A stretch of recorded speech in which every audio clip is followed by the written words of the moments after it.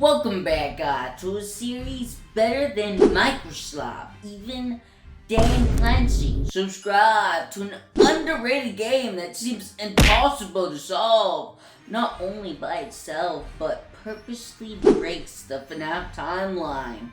Like seriously, are we in some alternate time dimension like Rick and Morty, or better yet, Conformity Gate? Hey, if the Duff Brothers can use AI, then I can make Baldy marry his one true king, the cockroach. Sorry, Assad, you didn't pay for the subscribers' wedding fee. Subscribe for that peanut butter. Now, Jelly Egg, take it away. Let's up those numbers! That's not good! As Oswald is 10 years old, living in a town that feels like it already died. Once the mill at the edge of town kept everything alive, its smoke rising every morning like a heartbeat, its workers filling the streets, its paychecks keeping the lights on in the homes and storefronts. Then it shut down. One by one, businesses folded, families packed their lives into moving trucks and vanished. Streets grew quieter, windows stayed dark, even the air felt heavier. Like the town itself was holding its breath, waiting for something that would never come. Oswald grew up in the aftermath of the collapse. He doesn't remember the town when it was happy, only when it was hollow. His mother worked long shifts at the hospital, often leaving before sunrise and coming home after dark. Exhausted and distant, his grandmother needs help around the house, moving slowly, fading a little more each year, and his father, once warm, once full of jokes and easy laughter, is now something else entirely. He's still there, physically, but emotionally, he seems far away. Like part of him is stuck somewhere he can't escape. So he takes a part-time job at Jeff's Pizza, a struggling restaurant that barely feels like a place for kids anymore. The building is strange, too big for how empty it is, with faded walls, covered up murals, unused electrical outlets, and a small stage no one performs on. It feels less like a business and more like a corpse of something that used to be alive. What Oswald doesn't realize is that Jeff's Pizza isn't just built inside an old Freddy Fazbear's Pizza. It is a Freddy Fazbear's Pizza wearing a new name, trying to pretend the past never happened, like the entire company does to all their other mishaps. Oswald doesn't know why his dad avoids talking about Freddy Fazbear Pizza. He doesn't know why his dad's voice tightens whenever the word Freddy's slips out. He doesn't know why his dad seems to shrink a little every time they walk through those doors. But the building knows him. The walls remember him. The floors remember him. And the ghosts that never left remember him too. Because long before Oswald was born, his father was here. Back in 1983, he wasn't a tired, quiet man with regrets. He was a teenager wearing a cheap Freddy Fazbear's mask, laughing with his friends as they dragged a small, crying boy toward a yellow bear's open jaw. He didn't mean for anyone to die. He didn't understand what would happen. He was just another kid caught up in something tragic. But when Fredbear's mouth closed and the screaming stopped, everything changed. The bite of 83 didn't just shatter a child's skull, it cracked something deeper. It poured agony into the Fazbear's legacy, into the machines, into the walls, into the memories of everyone who was there. And Oswald's father, carried that moment with him for the rest of his life. No matter how far he ran, no matter how many years passed, the sound of the metal closing on bone never left his head. He grew up. He had a son. He tried to live a normal life. But guilt has a way of pulling people back to the last place they ever wanted to go. And now, without realizing it, he has brought Oswald into the very place where everything began, into a building soaked with decades of suffering, where the past isn't gone. It's just waiting in agony. Inside Jack Pizza sits a massive ball pit sealed behind yellow netting, marked with a simple, almost meaningless warning. Do not use! To anyone, it looks like nothing more than a forgotten attraction. A relic from when the building was something brighter and louder, but the truth is far worse. The ball pit isn't broken, and it's not abandoned. It is contained. The plastic balls, dulled by dust and age, aren't just toys. They are soaked with something far worse. Something left behind by children who never got to leave. When Oswald climbs inside, he isn't crawling into a game or a hidden passage. He is stepping into a memory of reality that never closed. The pit drags him into 1985, the year William Afton murdered the missing children. Not because it can send people through time, not because agony has twisted the space around it so badly that the past is still alive inside it. In FNAF lore, extreme suffering does not fade when the body dies. It lingers, anchoring itself to the place where it happened. And when enough of it builds up, it forces memories to become physical. The ball pit is made of that pain. It is a place where the fear, confusion, and terror of dying children was so powerful that it burned itself into the world, creating a loop that endlessly replays their final moments, waiting for someone to finally witness what was done to them. That's why Oswald emerges into the Freddy Fazbear's Pizza that looks whole again, full of neon lighting and buzzing arcade cabinets, children laughing and running between tables, and animatronics performing happily on a small stage. None of it's real in the way Oswald understands reality, but is real in the way trauma is real, solid, inescapable, and impossible to ignore of the mind. Every smash-on he sees is already dead in his time. Every cheer, every game token, every birthday balloon is borrowed from a moment that should have ended decades ago, but never did. The ball pit isn't showing Oswald history. It is forcing him to walk through a memory that refuses to let go.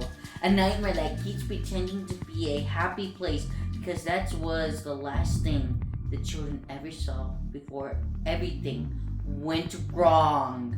He hasn't gone back in time at all. He has fallen into a living scar, a replay of suffering so powerful that it masquerades as the past, and somewhere inside it, hidden behind bright colors and cheerful music, waits the yellow rabbit that makes sure the tragedy never stops repeating. Within that false, cheerful memory of Freddy Fazbear's Pizza stands a yellow rabbit, always just a little out of place, always watching. It is not a man wearing a suit, and is not a performer doing a job. It is something far older and far more unnatural. Something born not from machinery but from suffering. This is what William Afton left behind when he murdered those children in 1985. Not his body, not even his soul, but the emotional poison of his crime. It does not think like a human. It does not hunt the way a killer does. Instead, it exists to repeat. Over and over again, it plays out the same ritual, luring children away from the crowd, guiding them into back rooms, and letting them vanish. Because that is what happened, and agony does not know how to move forward. It only knows how to replay the worst moment of its existence. But when Oswald steps into the ball pit and enters the memory, something changes. For the first time in decades, the loop is no longer self-contained. A living child has walked into a space built entirely from the dead, and that single disruption sends a ripple through the agony that holds it together. The yellow rabbit turns its total attention towards Oswald, not out of curiosity, but recognition, sensing a presence that does not belong to the past it is meant to endlessly reenact. The memory has found something new to feed on, and in a place made entirely of suffering, that is the most dangerous thing imaginable. When Spring Brownie drags Oswald's father into the ball pit, it isn't a random act of violence or hunger. Pit recognizes him long before Oswald was born. His father stood inside a Freddy Fazbear's Pizza wearing a smiling animal mask as another child was pushed toward a machine that would crush him. That moment in 1983 planted something inside him that never went away. Guilt, horror, and a kind of emotional residue that FNAF lore calls agony. Even though he survived and grew up, part of him was left behind in that building, forever tied to the moment everything went wrong. The ball pit, which is fueled by suffering from the same place and the same legacy, senses the connection instantly. To the agony inside it, Oswald's father isn't an outsider walking in from the present. He's already part of Freddy Fazbear's Pizza, already marked by its tragedies, already claimed by its past. So the yellow rabbit doesn't kill him. It does something far more disturbing. Instead of taking his life, Spring Bunny takes his body. What emerges from the ball pit is not Oswald's real father, but an imitation wearing his face, his voice, and his role in the family. In FNAF lore, agony-based entities don't always possess people the way ghosts do. Sometimes they copy them, slipping into their lives like a costume, perfectly convincing on the surface, but fundamentally wrong underneath. That's why everything feels off in small, unsettling ways. The cat senses the corruption and runs. Oswald feels the coldness behind his dad's eyes. But the adults see nothing unusual at all, just like how the animatronics at Freddy's always looked friendly and safe until the moment they moved on their own. The monster doesn't need to look like a monster to be one. It only needs to hide well enough to keep hurting people. When Oswald returns to the ball pit, the sight that greets him is worse than he could have imagined. His real father lies unconscious, trapped somewhere deep within the memory of 1985, a place of screams and vanished children that has folded in on itself for decades. The air is thick with the echo of fear, a cold, heavy presence that seems to cling to Oswald's skin. Behind him, the yellow rabbit stirs, relentless and patient, its hollow, dead eyes gaze fixed on him, as if it has been waiting this entire time for a new child to enter the loops. Every movement it makes is precise, deliberate, a predator replaying moments honed over decades of tragedy. To the rabbit, Oswald is just another piece to feed into the endless cycle, another body to mimic, another innocence to claim. But Oswald does not falter. What he does is not mere courage, it is interference, an act that the pit itself was never designed to withstand. With desperate determination, he dives at the netting, pulls at ropes, and tangles the yellow rabbit in a knot of steel, cloth, and force. The creature thrashes, snarls, and lunges, but it is anchored to the pit, tethered to a cycle it cannot break on its own. As Oswald holds fast, the agony that fuels it begins to unravel. The loop, the memory, the endless replay of terror, everything begins to falter. The rabbit convulses, jerks, and finally collapses, leaving behind nothing more than an empty, tattered yellow suit without the suffering, that gave it shape and purpose. It cannot continue. It is not killed, not vanquished, only rendered powerless. A shell emptied of decades of torment. The children are still gone. The events of 1985 cannot be undone. The screams, the disappearances, the deaths, they are all real, etched into the timeline of the world of FNAF. But what Oswald has done is something equally monumental. He has silenced the repetition. The bulb is no longer replaying the bite of 87 once more. The memories no longer claw outward to ensnare the living. For the first time in decades, the tragedy is allowed to be past and forgotten.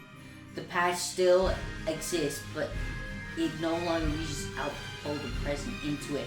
No longer demands witness to replay what cannot be undone. Oswald stands in a space that has always been built upon agony. And for the first time, he has won triumphantly. Not for the dead, but at least for those he still loves and are still with him. Into the Pit is not a story about time travel. It does not follow a child stepping into a machine or a hidden passage and emerging decades earlier.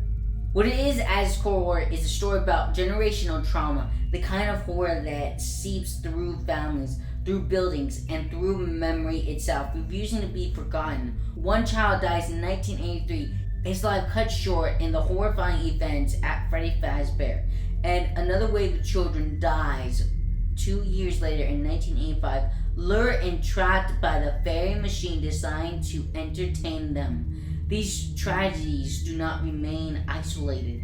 They build layer upon layer until the past becomes a weight, a physical thing that presses against the living and waits for the next generation to stumble into it. Decades later, Oswald, the son of the man who witnessed the first tragedy, the boy who grew up carrying the guilt of a crime he did not commit, is pulled into the memory of the past, forced to walk through horrors that were never his own, yet are inescapably connected to his family's history. Oswald's father never intended to start the nightmare, yet by existing at the wrong place and at the wrong time, he became part of the web that allowed the tragedy to persist. He carried the memory of the moment, its guilt, and its unspoken fear into adulthood, unaware that it would one day reach across the years and ensnare his son. And now Oswald confronts with what his father would never confront in years. The raw, lingering weight of suffering, the echoes of living violently ended, and the relentless cycles of a trauma that refuses to let go, to let die. In FNAF, the past does not stay buried. It does not fade quietly into history. It waits patiently and unforgiving, coiled within the walls, the objects, and in the memories left behind. And when the living walk into the wrong place at the wrong time, it does not hesitate. It reaches out to touch the children of those who were there, to force them to see what the adults could not, and to confront the shadows of the mistakes long past. The past is always waiting, and eventually it comes for the children. But hey, thank you guys for watching this video of FNAF Into the Pit. It took me a while to make, and you can go and watch me solve FNAF using only the first 4 games, or you can watch me solve FNAF Sister Location if you want. Your choice, your decision. I'd appreciate it. Thank you so much. Subscribe. The drill. Comment or whatnot. What do you think FNAF 3 will happen? What will happen in FNAF 3? I don't know. Hopefully something good. Alright, see you guys in another life.